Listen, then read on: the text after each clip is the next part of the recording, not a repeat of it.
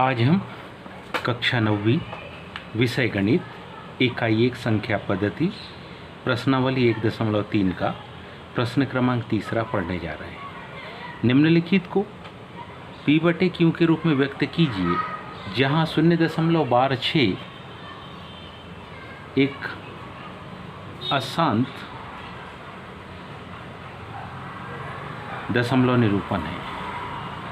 P/Q के रूप में व्यक्त करना है जहां पर P और Q पूर्णांक है तथा Q जो बटे की संख्या वो शून्य के बराबर न हो। इसको हल करने के लिए सर्वप्रथम हम क्या करते हैं, पहले समझिए। हम में से सब जानते हैं कि यहाँ लिखा है 0.12। इसका मतलब होता है कि शून्य के बाद 6 की आवृत्ति अनंत बार। हम लिख नहीं पाए इतने बार 6 की आवृत्ति। पेज खत्म हो जाए, पृथ्वी समाप्त हो जाए, पूरा ब्रह्मांड समाप्त हो जाए, पर 6 आना बंद नहीं होगा। इसके लिए सर्वप्रथम हम इसको मान लेते हैं। माना कि इस 0.12 को मान लेते हम कि ये P/Q है। माना कि P/Q बराबरी से 0.12। इसको हम कह रहे कि ये समीकरण 1 है और इस समीकरण नंबर 1 में समीकरण 1 के दोनों पक्षों में हम 10 का गुणा कर देंगे। इसके क्या लिख रहे हैं हम, ध्यान दें कि समीकरण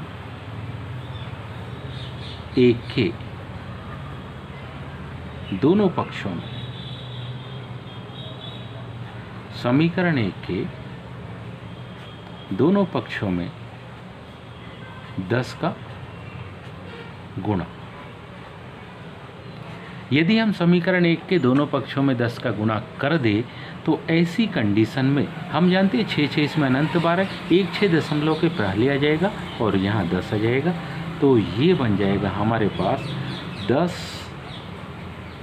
P/Q बराबरी से 0 दशमलव जहाँ था तो यहाँ पर 6 एक इधर आ जाएगा और बाकी 6 दशमलव के बाद रहेंगे। दशमलव के बाद के 6 भी अनंत बार है, इसलिए ये इस प्रकार से। अब ये 0 को हटाया जा सकता है, अंक के पीछे 0 लगा इसलिए उसका कोई औचित्य नहीं। 10 P/Q बराबरी से 6.12। ये हमारे पास हो गया समीकरण नंबर 2। यदि हम इन दोनों समीकरणों को देखें, समीकरण 1 हमारे पास है P/Q बराबरी से 0.12। समीकरण नंबर 2 हमारे पास है 10 P/Q बराबरी से 6.12।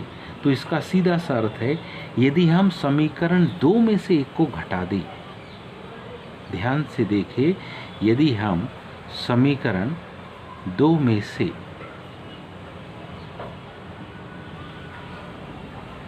समीकरण 1 को, समीकरण 2 हमारे पास है, इसमें से हम समीकरण 1 को क्या करेंगे, घटाते हैं। समीकरण 2 में से समीकरण 1 को यदि हम घटाएं तो घटाने पर प्रोसेस देखेंगे कुछ इस प्रकार से आएगी। 10 क्योंकि बड़े पद समीकरण 2 में है इसलिए उसको पहले लिखा, उसमें से समीकरण 1 को हम घटाएंगे। समीकरण 1 है P/Q बराबरी से 0.12। हमने घटाने पर लिखा है इसलिए समीकरण 2 के आगे जो चिन्ह धन है वो ऋण में बदल जाएगा। 10 में से यहाँ कुछ नहीं, मतलब 1 है, 10 में से 1 को घटाएंगे तो यह आ जाएगा 9 P/Q बराबरी से, दशमलव के बाद के दोनों में अंक समान है इसलिए यहाँ आ जाएगा 6.0। अब अगर ध्यान दें तो इसका मतलब हो गया इस 9 का 6.0 में भाग देना, यानी P/Q बराबरी से 6 बटे 9। इसको ध्यान से देखें तो 6 और 9 दोनों में 2 का भाग जाता है, मतलब हम इसको लिख सकते हैं P बटे Q बराबर इसे 3 दूनी 6, 3 तिया 9। हमें यदि ऐसा लगे कि क्या 2/3 हमारा उत्तर ठीक है या नहीं, तो हम अपने इस उत्तर की जांच भी कर सकते हैं। उत्तर की क्या करें, जांच भी कर सकते हैं। जांच इस प्रकार से होगी कि 2/3 मतलब 2 में हम 3 का भाग दे के देखें,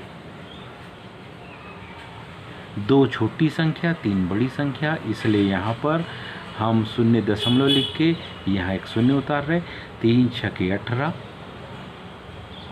18 का धन का चिन्ह ऋण में परिवर्तित होगा। 20 में से 18 को घटाएंगे 2 बचेंगे। अब अपन ने उतारा एक 0 लिख सकते हैं हम। 3 छके फिर 18, 20 में से 18 फिर घटेगा, फिर बचा 2, 1 0 फिर हम लिख सकते हैं। पुनः 3 छके 18।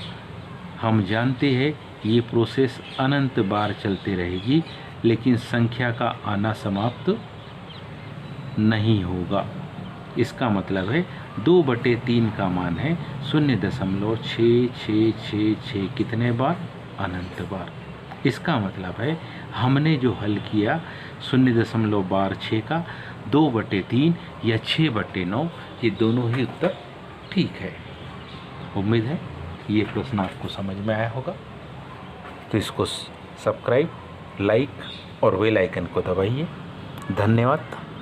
शेष कल देखेंगे।